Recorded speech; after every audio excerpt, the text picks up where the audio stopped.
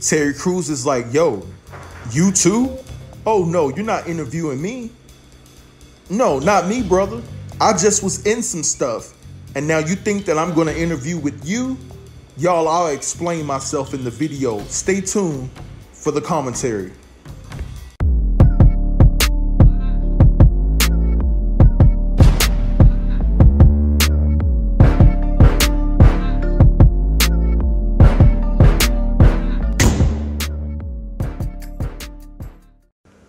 Good morning, YouTube land, and welcome back to my channel, NC Tough TV. I'm back in the game with another video, so let's just jump right into this commentary. So guys, we have some news going down right in these streets. It's always something. I tell you, we can't get away from it. But we have Terry Crews that we know has reported his own situation where he felt that he was violated by someone in Hollywood.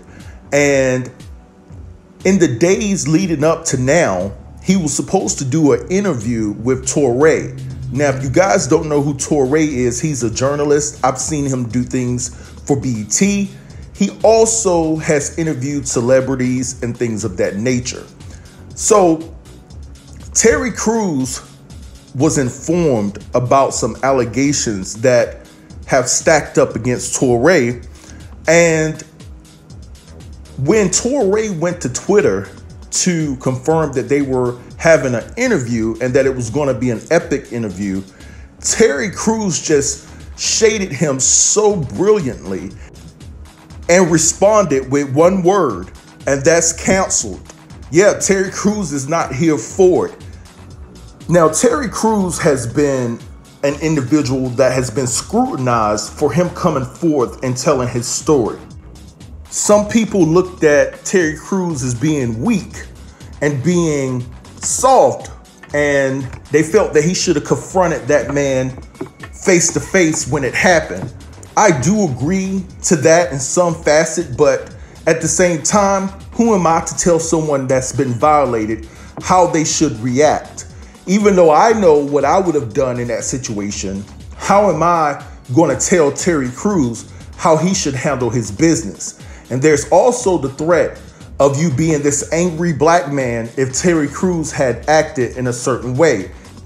Now, being an African American, I do feel that Terry felt that he needed to play it safe and tried to use the system.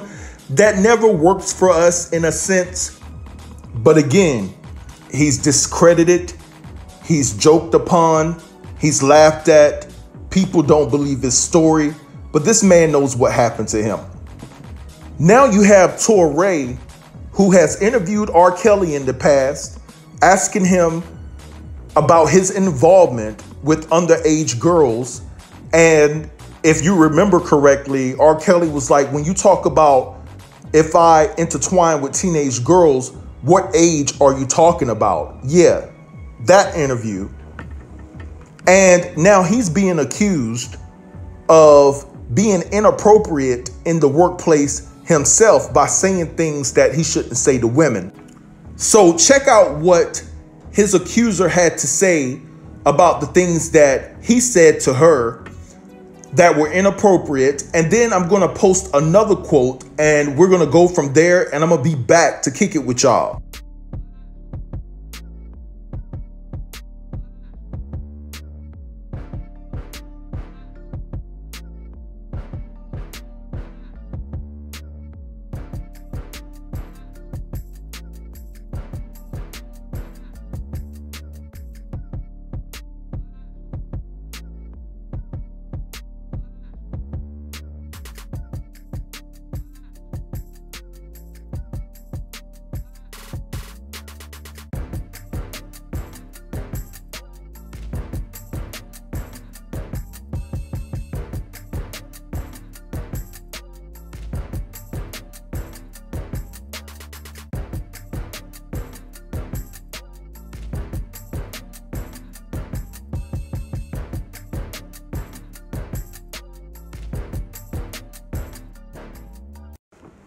So y'all, did y'all see the things that she alleged that Touré said to her?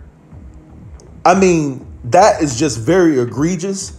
And she basically just called that man out. It's like, how can you be on a documentary talking about someone in R.Kelly where both of you guys, y'all probably share the same interest? Now, although Touré was not conveying his thoughts and feelings to a minor in this woman in Dani, but at the same time, you have to think that he has this mindset of, I can just disrespect and violate women and get away with it. And then you also had Charlemagne the God to appear on the documentary when he's still under investigation with what he has done allegedly to Jessica Reed. I mean, listen, I know that Charlemagne the God has not been convicted of any crime, but in my estimation, Charlemagne would not be employed at the Breakfast Club with these allegations that are circulating around him.